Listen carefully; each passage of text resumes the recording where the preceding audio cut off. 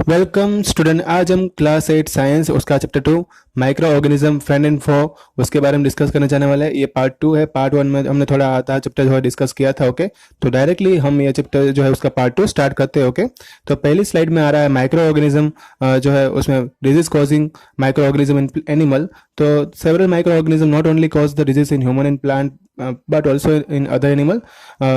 थोड़े ऐसे micro organism होते हैं जो सिर्फ ह्यूमन और प्लांट्स में ही नहीं लेकिन एनिमल में भी ऐसे डिजीज फैलाते हैं। जैसे कि एंथ्रेक्स जो है, एंथ्रेक्स वो एक dangerous human and cattle disease है जो बैक्टीरिया से होता है। और फुट और माउथ के जो डिजीज है जो कैटल में देखने को मिलते हैं वो वायरस से होते हैं।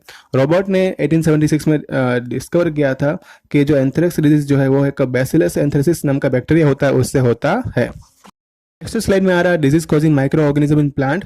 Several micro organism cause disease in plant like wheat, rice, potato, sugarcane, orange, apple and others. The disease reduce the yield of crops. ये डिजीज जब उसको होते हैं ऐसे प्लांट्स को तब उनमें जो है उसकी यील्डिंग में कमी आती है, मतलब क्रॉप प्रोडक्शन जो है कम हो जाता है।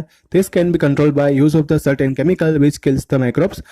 तो हमें ऐसे कोई केमिकल हम यूज़ करेंगे तो उस केमिकल का यूज़ करने से ये माइक्रोब्स जो इतने हो गए वो माइक्रोब्स सभी मर जाएंगे। तो इस तरह से हम उसको कंट्रोल कर सकते हैं। नेक्स्ट स्लाइड में आ रहा है some common plant disease caused by the microorganism. उसमें 3 टाइप के यहाँ पे जो है बताए हुए प्लांट डिजीज। जो पहला उसमें है साइट्रस कैंकर, जिसमें माइक्रो ऑर्गेनिज्म जो है बैक्टीरिया है, मतलब उससे फैलता है और इसका मोड ऑफ ट्रांसमिशन एयर है, वो यहाँ पे उसका पिक्चर बताया हुआ है। दूसरा डिजीज है कि रस्ट ऑफ व्हीट है जो फंगी से फैलता है, हवा या तो सीड्स से इसका जो है वो संक्रमण होता है। Yellow vein Mosaic of the भिंडी, मतलब कि ओकरा में जो होने वाला ये डिजीज है वो वायरस से फैलता है और मोड ऑफ ट्रांसमिशन जो है वो उसको इंसेक्ट करते हैं।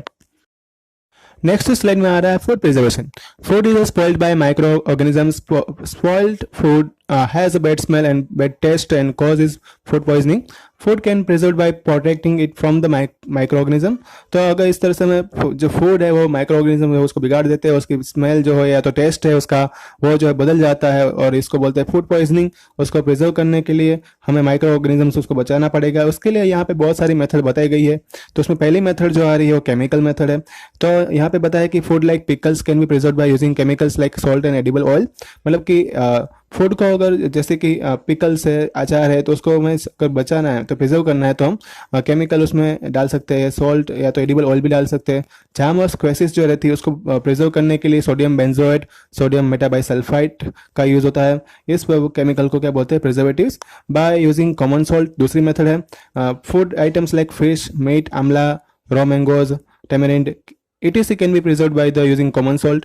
तो ये सभी जितने भी फूड आइटम्स है उसको हम कॉमन सॉल्ट से भी हम प्रिजर्व रख सकते हैं। It prevent the growth of microbes, वो जो है माइक्रोब्स की ग्रोथ को कम कर देता है। तीसरा है उसमें by using sugar. Food item like jams, jellies, squashes etc can be preserve by using sugar solution. It prevents the growth of microbes. Salt की तरह यहाँ पे जो शुगर का सोल्यूशन होगा उसमें अगर जाम, जेलीज, स्क्वेसिस हम डालेंगे तो उसको भी हम स्टोर करके रख सकते हैं, उसमें माइक्रोब्स का ग्रोथ है वो रुक जाता है। By using oil and vinegar, तो यहाँ पे अगर पिकल्स, वेजिटेबल, फिश, मीट को प्रिजर्व करना है तो हम ऑयल और विनेगर का इस्तेमाल कर सकते हैं। ये भी जो है माइक्रोब्स का ग्रोथ रोक देता है। बाय हीटिंग और या तो cold treatments, heating the food item like kills the microbe and similarly storing the food item at low temperature prevent the growth of microbes. मतलब कि उसको फूड आइटम को गर्म करेंगे या तो उसको जो है कूलिंग कर देंगे, तो ये ट्रीटमेंट करने से भी हम माइक्रोब्स की ग्रोथ को रोक सकते हैं। नेक्स्ट स्लाइड में आ रहा है pasteurisation. Process of heating the milk about 70 degree celsius for 15 to 30 second and suddenly chilling to prevent for growth of microbes is called pasteurisation. तो यहाँ पे अगर मिल्क को हमें जो है लंबे समय तक अगर संभाल के रखना है तो हमें 70 डिग्री सेल्सियस पे उसको 15 से 30 सेकंड तक उसको गर्म करना है और बाद में उसको चिल करके जो है उसका ग्रोथ जो है उसमें रुक जाएगा। इस प्रोसेस को बोलते हैं pasteurisation.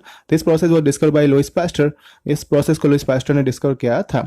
And by storage and packing, many food items are stored in airtight container to protect them from microbes. ऐसे भी बहुत सारे आइटम जो होती है फूड आइटम्स, इसमें हम जो अगर उसको कंटेनर में अगर टाइटली पैक करके रखा जाए तो भी हम उसको स्टोर करके रख सकते हैं। नेक्स्ट स्लाइड में है नाइट्रोजन साइकिल। नाइट्रोजन जो है 78% एटमॉस्फेयर में प्रेजेंट है। उसका कैसे जो अपनी अर्थ के ऊपर साइकिल चलती है उसके बारे में इस क्वेश्चन में हम डिस्कस करेंगे। ये क्वेश्चन मोस्ट ऑफ एग्जाम में 5 मार्क का आता है। ओके, तो डायरेक्टली हम स्टार्ट करते हैं। नाइट्रोजन जो एटमॉस्फेयर में है प्रेजेंट, उसको नाइट्रोजनियस कंपाउंड में जो है कन्वर्ट किया जाता है। ऐसे बैक्टीरिया रहते हैं, उसको बोलते हैं नाइट्रोजन फिक्सिंग बैक्टीरिया।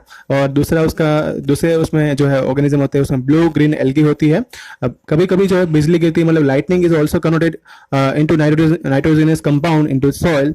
एंड मतलब कि बिजली गिरने से भी जो है नाइट्रोजनियस कंपाउंड में नाइट्रोजन हवा का बदल जाता है। Nitrogenous compound in the soil is used by plant for synthesise of protein and other compounds. Nitrogenous compound जो है सॉइल के अंदर, वो प्लांट उसको यूज करते हैं और फिर उसमें से जो प्रोटीन और कंपाउंड दूसरे कंपाउंड बनाते हैं। एनिमल जो है वो इस प्लांट को खाते हैं और उसमें से प्रोटीन बनाते हैं और दूसरे कंपाउंड बनाते हैं।